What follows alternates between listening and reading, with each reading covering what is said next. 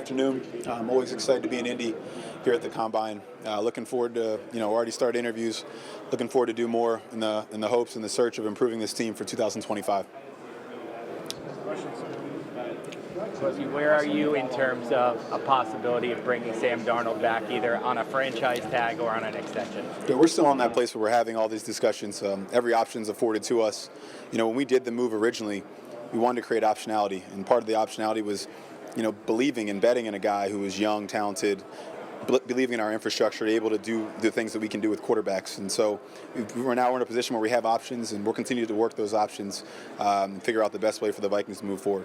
One of those options is Daniel Jones. Do you see him as a possible that you could get him back as a backup, or is he a starter in this league and you expect him to look for a job like that? We try and not be as binary with the quarterback conversation as others are, where either you're one of the top three or you're nobody, and so we kind of talk about it a little differently. But Daniel's somebody we wanted to bring in for that reason, just to learn about him, see what he would be like in our building and our culture. He's a great option for us, and again, he's like the other options we have. We'll think about him, go forward.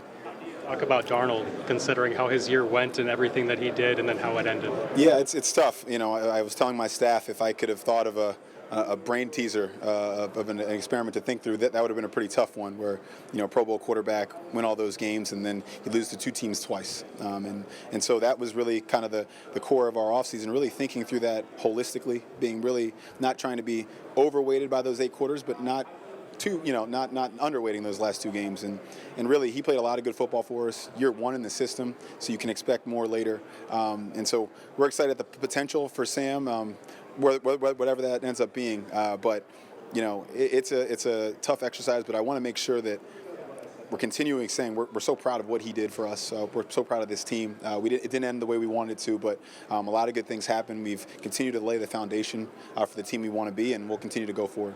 How involved is Vikings ownership in the quarterback decision this offseason? Our owners are great. They allow us to do our job, but it's our job to present to them our logic, always. Every decision we make, what's the why? They're very big process people, and so they're running a business, and so it's my job to show them our logic, and we do that.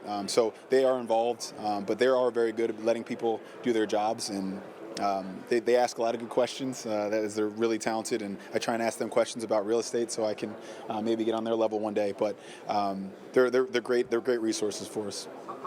Further ahead is J.J. McCarthy than he would have been at the start of his rookie year, just based on being in the NFL with you for that year. And not as obviously the injury was unfortunate, but just understanding you're learning a new language. As anybody's, and I took Latin in high school, so that's not, I don't know if that's a real language, but you get conversational. You're able to not just go out to dinner, but have a conversation with somebody, learn about somebody. So he's conversational in our language, in our offensive language, understanding the why, the intent behind things. You want to be able to go out there and play free and let his talent take over. And so all these steps, all the learning he's done in this past year is going to allow him to be able to do that. We're excited about the makeup of him. He's been everything we want him to be, and we're excited about his future.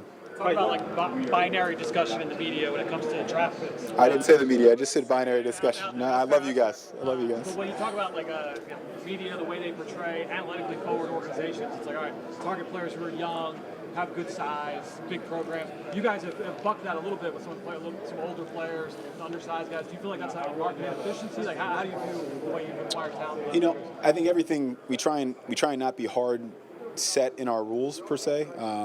And I think obviously you always want the players that are the most at everything, youngest, the fastest, the biggest, the smartest. There's only so many of those players in every draft. And so what do you do after that?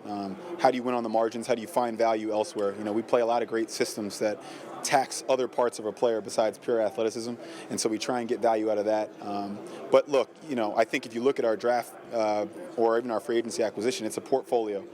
You're trying to find different bets in different ways, and we have a 2-3 year horizon where we're trying to do those things, and ultimately you go see where it shakes out, see where you figure out relative to your benchmark, and you go from there. the free agent running back market. It's been somewhat depressed recently. How much do you think the success of Derrick Henry and Saquon this year will impact or maybe cause that market to have an uptick? I think it's probably accurate to say that, but you also named two unbelievable names that might be getting gold jackets one day when their careers are over. So I think it's about the person that is up in the discussion. But that was probably a position that maybe did get to a place where markets aren't perfectly efficient in a short period of time. I think long term they typically get to their right water, but that's a position that obviously if you have the front to be able to block for them, they can change games and they can really impact not just your offense but your defense, control the clock and different things like that. There's a couple running backs that are projected to go in the first round this year, maybe early second, first round running backs have been controversial, but the fact that they're being mocked that high, does that suggest a change in NFL offenses and the appetite for a running back, or is this just a really special class? I can't speak for the other 31 GMs who might pull that card. It's an interesting conversation because a draft pick is about potential ceiling, ability to play at a certain level while you have those years under contract below free agency market level, your ability to sustain a second contract, there's just all these questions that come into that answer before you pull the card, and I can't answer that for them. I can see why the teams are deciding that, hey, can this player help overcome other things? Because that's all we're trying to do. When you bring in players of high assets, you're trying to overcome other aspects of your team. That's just no matter what position that is. And so if you have that unique skill set in a player, you should go do that. And that might be in the first round, might be in the fifth round. This is a really good class of running backs in the draft, so we'll be excited to get a look at them. There's a lot of talk about the trenches for you guys this offseason on both sides. Can you take us through the scouting process maybe and how that works on draft day and who has a say and maybe how that goes in the draft room? Yeah, I think ultimately at the end of the day we're trying to be one of those last four teams first and then try to be one of the last teams standing. And to play January football, there's a certain way you got to play. You got to be able to control the ball on offense, and you got to be able to get after the passer sometimes with just four. And so I think these are things we all know, and I've been on teams that have that. But when you're going through your process over the years and you're building 2-3 year horizons, you're always trying to make sure that you're addressing all the needs at once. And I think this is probably one where we need to get better at, and we will do that from different avenues. But as every decision we make here in this organization, as long as I'm here, it will be about collaboration.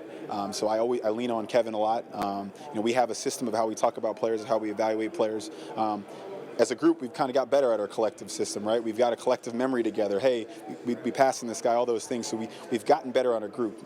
After 3 years, I've actually had the chance to go back and look at the data and how is our board doing, and it's consistently getting better. So how do you get results? It's really about execution and then finding pathways for people to play and get there and go forward. But we love our process, and it'll always change. You'll show up next year, and I'll look you in the eye and tell you we're going to get better in some way, because if you're not doing that, you're not going to be doing this very long. Kwesi, last year in the offseason, with so many different ways to measure speed now, how do you guys look at the 40 and its importance in the scouting process compared to what maybe you? It's a tough one. As coming in as the guy who used to show up with a model number and say, hey guys, this guy's really good, having never watched the guy on film. There's 40 speed, there's play speed, there's different components of the 40. Is it the 10-yard split, is it the flying 20? And really when I was first starting out, I tried to ask scouts, really just experienced people, why do you look at it the way you do?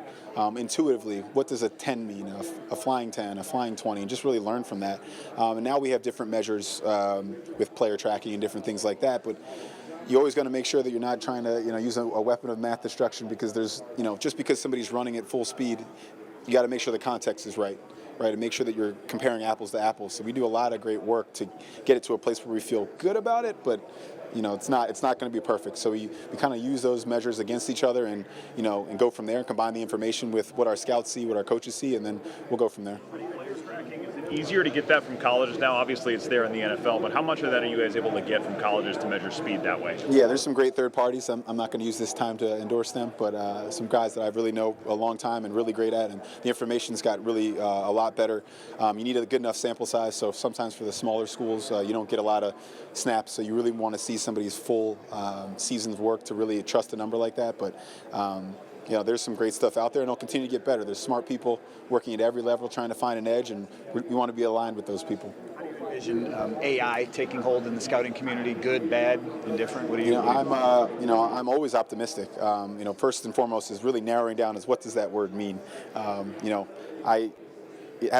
being in that space myself, it's really just trying to find, factors and to help you make decisions in the future, right? And so now with all these large language models and different things like that, there's ways of taking information and finding, insight that really I couldn't have thought of, right? Or Kevin couldn't have thought of, and that's really encouraging. Now you want to make sure that you check it because, it's almost like a self-driving car. You want it to drive itself, but you want to be able to grab the wheel when something's off. I think that's kind of how I think about AI.